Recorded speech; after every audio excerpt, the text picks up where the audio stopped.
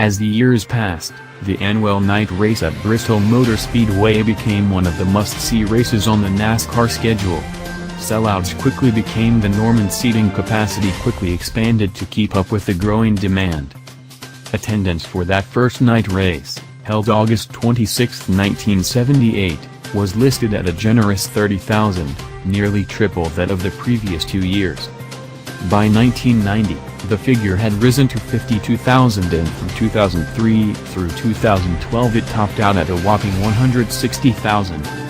It had become more than just a race, more than just another stop among a series of races that stretched from February through November. The night race became a happening.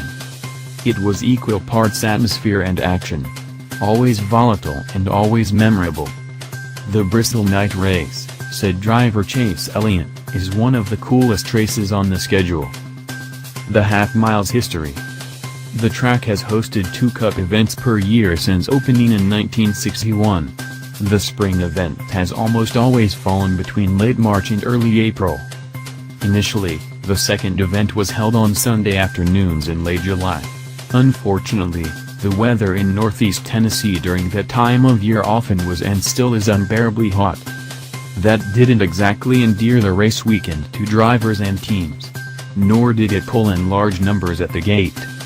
According to Cale Yarborough, winner of that first night race and 9 BMS races overall, previous July crowds at BMS were so thin there were hardly enough people in the grandstands to start a fight. Racing under the lights wasn't the first move attempted. In 1975 it was held in November. For 1976 and 77 the race moved back to July but the distance was trimmed to 400 laps. Nothing seemed to make any difference. And then track ownership decided to put the show under lights and move it back to Saturday night. Track co-owner Lanny Hester said it couldn't have worked out much better. NASCAR President Bill France Jr. noted at the time that the fans liked it. No one sat down the first half of the race. Racing under the lights. Putting the race under the lights to escape the oppressive heat helped.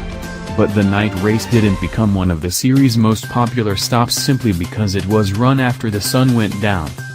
Through the years, there have been numerous races that featured not only close competition but plenty of contact. Among the most memorable were 2 that took place in 1995 and 99, both involving the same drivers, Terry Labonte and Dale Earnhardt. The Iceman and the Intimidator.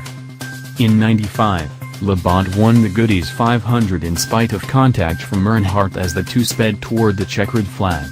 Labonte got the win, but it was a heavily damaged number 5 Chevrolet that limped into victory lane. In the meantime, Earnhardt found himself dealing with an angry Rusty Wallace, still fuming from contact earlier in the race.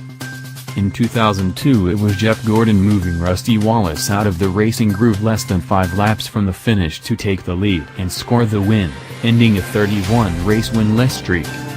In 08 race winner Carl Edwards used his bumper to get by Kyle Busch with 30 laps remaining, a move that led to contact between the two on the cool MW News. Please subscribe my channel.